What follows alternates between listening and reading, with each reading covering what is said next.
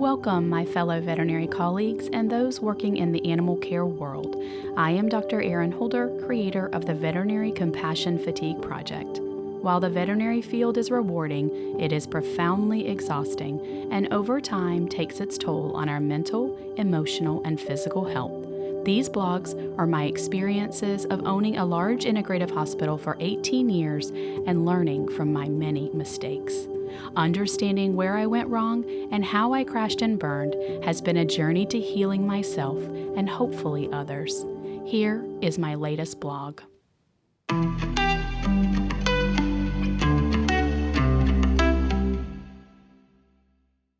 Delegation as a culture bolster. Learning the art of delegation is much more than handing off a job assignment, never to return to it. It is actually a skill that has to be learned. It does not come intuitively like other skills. I speak from personal experience, as I was the boss that thought I could do everything. That if I did it all, I would do it perfectly and my life would be easier than having to constantly train and retrain. What made matters worse is that I then employed hospital managers with the same mentality over and over. So it ended up with the two of us trying to manage a staff just shy of 50 all by ourselves. A labor in futility, and once again, just exhausting ourselves and everyone around us.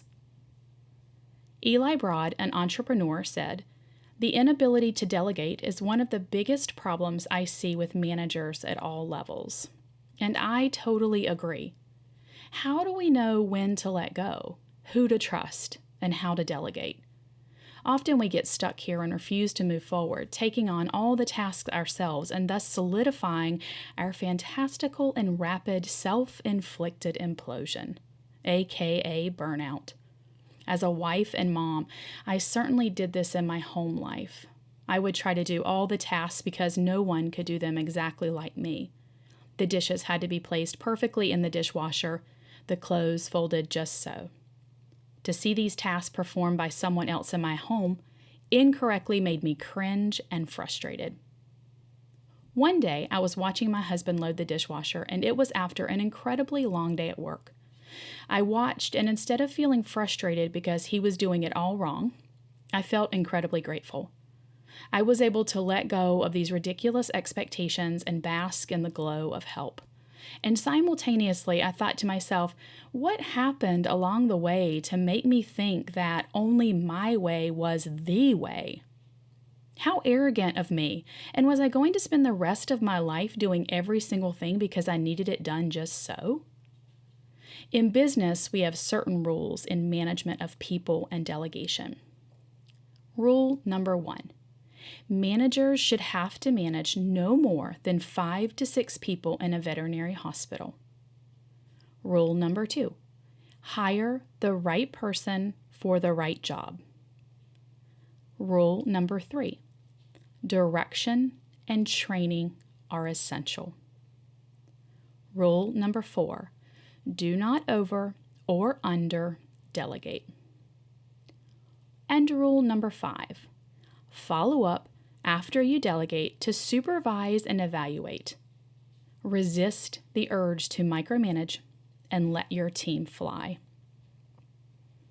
So if we put into place these rules, what does it look like? You need team leaders throughout the hospital.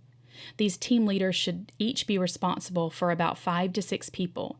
And if there are more techs or assistants than that, increase the number of team leaders you have. It should go without saying that at least one team member must be scheduled in the back for every shift. There should be a team leader in the front office, a team leader or leaders in the back, and these are the team members that the office manager manages. The owner simply manages the hospital manager. If you are a larger practice, assign a medical director that manages the doctors. This medical director reports to the hospital manager. In finding these potential leaders, you must refer back to the soft skills testing that you have in place. If not, start now. Test these individuals to see if they possess the soft skills that you find essential in management. The following are some critical examples: ability to communicate, empathy, ability to delegate, leadership skills, ability to work as a team, flexibility, emotional intelligence. These are a few that you may wish to look for. Once you have identified the person you want to place in the new position, make sure you interview them to confirm that your visions for the hospital align and that your employee wants the position to move forward on their personal path. Every staff member has their place in the organization of the hospital and knows who they directly report to. Next up, you are to supply these leaders with direction and training. What is the purpose of their leadership?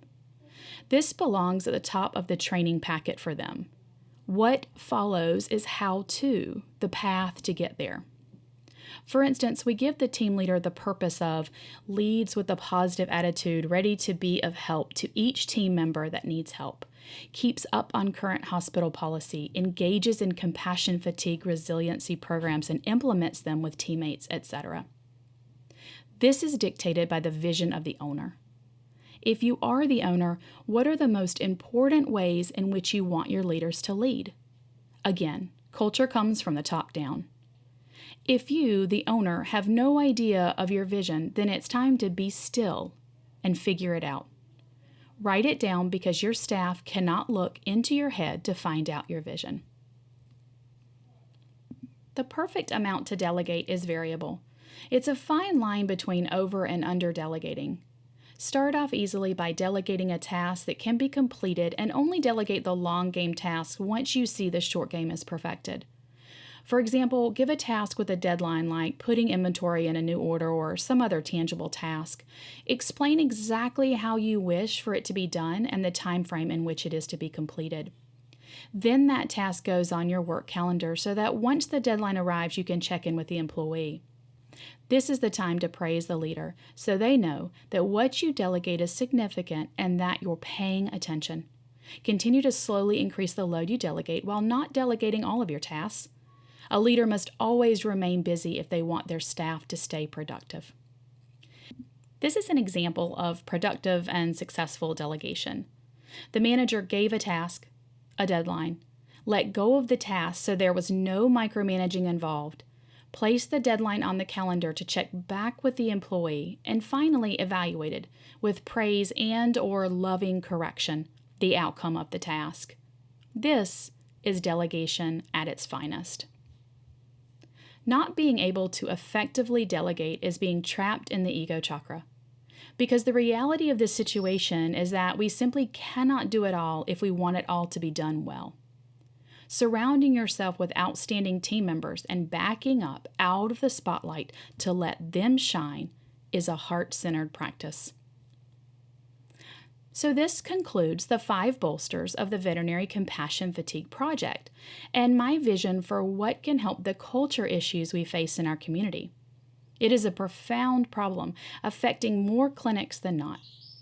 In order to create a heart-centered practice with exceptional culture, love, compassion, training, direction, and delegation must play a central role in the design of the vision that you have for your hospital. And what a glorious way to live our own lives. We find love and compassion for ourselves and others. We give ourselves opportunities to learn new things, to create new passions and new paths. We check in with our direction or how we want our lives to look, and we trust that those around us can help us get there. We need help, and we have to be willing to ask for it. This is delegation in our personal lives. Finding the strength to ask for help is moving out of our ego and into our heart. This is loving and valuing ourselves. No one reaches these goals alone. No one can be everything. No one can do everything. So let go of this impossible endeavor and find joy in the freedom of delegation. Find me on the Veterinary Compassion Fatigue Project Spotify podcast, my website, Facebook, and YouTube at TVCFP. Let's keep talking about what we face in the veterinary and animal care world and ways that we can help each other. Reach out if you have a particular topic you would love to hear about. Subscribe to hear updates on our annual restoration retreat to be launched in spring of 2025. As always, I hope you find what you're looking for and share it with anyone who needs it. With love and hope, Dr. Erin Holder.